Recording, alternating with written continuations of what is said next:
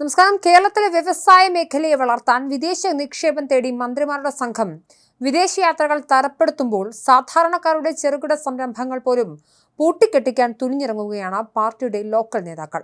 സ്വകാര്യ ബസ് സംരംഭങ്ങൾ അടക്കം നേരിടുന്ന പ്രതിസന്ധികൾ തന്നെ ഉദാഹരണം. അതിനിടെ കോന്നിക്ക് സമീപമുള്ള തണ്ണിത്തോടിലെ ഒരു പെട്രോൾ പമ്പ് പൊട്ടിക്കാൻ ലക്ഷ്യമിട്ട് CPM-ലെ ഏതാനും നേതാക്കൾ നടത്തിയ ഗൂഢനീക്കങ്ങൾക്കെതിരെ പരസ്യമായി പ്രതികരിച്ച പമ്പ് ഉടമ രംഗത്ത് വന്നത് സാമൂഹിക മാധ്യമങ്ങളിലടക്കം ശ്രദ്ധ നേടിയിരുന്നു. തന്റെ സംരംഭത്തിനെതിരെ കഴിഞ്ഞ 3.5 വർഷമായി പാർട്ടിയിലെ ഏതാനും നേതാക്കൾ നടത്തുന്ന അപവാദ പ്രചരണവും സ്ഥാപനം പൊട്ടിക്കാനുള്ള നീക്കങ്ങളുമാണ് പമ്പ് ഉടമയായ വിവേക് തുറന്നു പറഞ്ഞത്. ഇത്തരക്കാർക്ക് മുന്നിൽ മുട്ടുകുത്തില്ലെന്നും നിയമ പോരാട്ടത്തിന് താൻ ഒരുങ്ങുകയാണെന്നും നാട്ടിലെ ഒരു വ്യക്തിക്കും തന്റെ അനുഭവം ഉണ്ടാകാതിരിക്കാനാണ് നിയമ പോരാട്ടത്തിന് ഇറങ്ങുന്നതെന്നും വിവേക് പറയുന്നു. സ്വിറ്റ്സർലൻഡിലെ ദാവോസിൽ നടക്കുന്ന വേൾഡ് എക്കണോമിക് ഫോറത്തിലേക്ക് കോട്ടും സ്യൂട്ടും ഇട്ട് പോയിരിക്കുകയായിരുന്നു വ്യവസായ മന്ത്രി P. Rajeev. Chief secretary Sharada മുരളീധരനും അഡീഷണൽ ചീഫ് സെക്രട്ടറി ഡോക്ടർ ജയതിലകും KSIDCയുടെ ചെയർമാൻ മുതൽ ക്ലർക്ക് വരെയുള്ളവരും ഒപ്പമുണ്ട്. 10 കോടി രൂപയാണ് ഇതിനായി ഖജനാവിൽ നിന്നും ചെലവിടുന്നത്. 10 കോടി മുടക്കി ദാവോസിലെ യോഗത്തിൽ പങ്കെടുത്താൽ കേരളത്തിൽ വ്യവസായം വരുമെന്നാണ് സർക്കാർ പ്രതീക്ഷിക്കുന്നത്.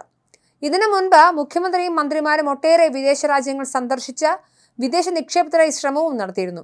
ഏതെങ്കിലും വ്യവസായ സംരംഭം അതിലൂടെ വന്നിട്ടുണ്ടോ? അതിനു വേണ്ടി നടത്തി യാത്രയ്ക്ക് മുടക്കിയ മുതലെങ്കിലും തിരിച്ചുകിട്ടിയിട്ടുണ്ടോ എന്ന ചോദ്യമാണ് ഉയരുന്നത്. വ്യവസായവും ലാഭവും മുതലാളിത്തത്തിന്റെ ഭാഗമെന്ന് വിശ്വസിക്കുന്ന മന്ത്രി എന്തിനാണ് വ്യവസായം കൊണ്ടുവരാൻ വിദേശത്ത് പോകുന്നതെന്ന ചോദ്യവുമുണ്ട്. വാസ്തവത്തിൽ ഈ മന്ത്രി വ്യവസായത്തിനും ലാഭത്തിനും എതിരാണ്, സാർവത്രിക വിദ്യാഭ്യാസത്തിനെതിരാണ്. മുതലാളിമാർ ബൂർഷകളാണ്, തൊഴിലാളികളുടെ ക്ഷേമത്തിന് വേണ്ടിയാണ് നിലകൊള്ളുന്നതെന്ന് പ്രസംഗിക്കുന്ന ആളാണ്. മന്ത്രി ദാവോസിലേക്ക് ധൂർത്തടിക്കാൻ പോകുമ്പോൾ ഇവിടെ ഈ നാട്ടിലൊരു വ്യവസായവും കച്ചവടവും നടക്കരുതെന്നാണ് ആ സഖാക്കൾക്ക് നിർബന്ധമുള്ളത്. 10 പേർക്കെങ്കിലും തൊഴിൽ നൽകുന്ന വ്യവസായ സംരംഭങ്ങൾ എങ്ങനെ പൂട്ടിക്കാമെന്നാണ് ഇവർ ഗവേഷണം നടത്തുന്നത്. ഇവിടെ ഏറ്റവും കൂടുതൽ പേർക്ക് തൊഴിൽ നൽകുന്ന സ്വകാര്യ ബസ്സുകളാണ്. സ്വകാര്യ ബസ് സർവീസുകൾ പൂട്ടിച്ച് KSRTCയിലെ താപ്പാനങ്ങൾക്ക് ചിലവിനുള്ളത് ഉണ്ടാക്കാനാണ് ശ്രമം. 50 വർഷമായി പ്രവർത്തിച്ചു വരുന്ന പച്ചക്കറി കടകളും ബാർബർ ഷോപ്പുകളും വരെ ഈ സർക്കാരിന്റെ കാലത്ത് ആരംഭിച്ച സംരംഭങ്ങളാണെന്ന് വരുത്തി തീർക്കാനും ശ്രമം നടക്കുന്നുണ്ട്. കഴിഞ്ഞ ഏതാനും നാളുകളായി പത്തനംതിട്ടയിലെ ഒരു പാർട്ടി ഗ്രാമത്തിൽ നടന്നു വരുന്നതും ഇതുപോലെയൊരു പൂട്ടിക്കൽ നാടകമാണ്. തണ്ണിത്തോട് എന്ന് പറയുന്ന CPM-ന് ഏറ്റവും സ്വാധീനമുള്ള കോന്നി നിയോജക മണ്ഡലത്തിൽ പെടുന്ന സ്ഥലമാണ്. ഒറ്റപ്പെട്ട സ്ഥലമാണത്. തണ്ണിത്തോട് ചെന്നിട്ട് വേണം ചിറ്റാറിലേക്ക് പോകാൻ. തണ്ണിത്തോടിലെ അഭിമാനം എന്ന് പറയാവുന്ന 3-4 വർഷങ്ങൾ മുമ്പ് തുടങ്ങിയ സ്ഥാപനമാണ് പെട്രോൾ പമ്പ്. വിവേക് എന്ന പേരുള്ള ചെറുപ്പക്കാരന്റെ സംരംഭമാണിത്. പെട്രോൾ പമ്പ് തുടങ്ങാൻ ഒരുപാട് അനുമതികളൊക്കെ വേണ്ടതാണ്. ഒട്ടേറെ കടമ്പകൾ മറികടന്നാണ്, പണം ചെലവിട്ടാണ് ഈ പെട്രോൾ പമ്പ് തുടങ്ങിയത്. ഈ പമ്പ് സമീപ പ്രദേശത്തെ ഒട്ടേറെ പേർക്ക് സഹായകരവുമാണ്.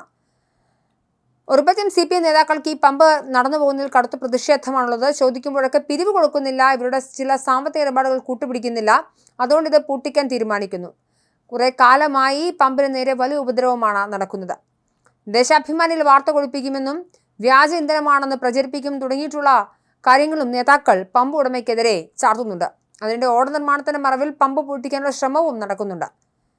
കേരളം വ്യവസായ സൗഹൃദമാക്കാൻ മന്ത്രി അടക്കമുള്ള ആളുകൾ ശ്രമിക്കുമ്പോഴാണ് പത്തനംതിട്ടയിൽ നിന്നുള്ളൊരു പമ്പിന്റെ ഉടമസ്ഥന് നേരെ ഇത്തരത്തിൽ സഖാക്കന്മാരുടെ വെല്ലുവിളി ഉയരുന്നത്.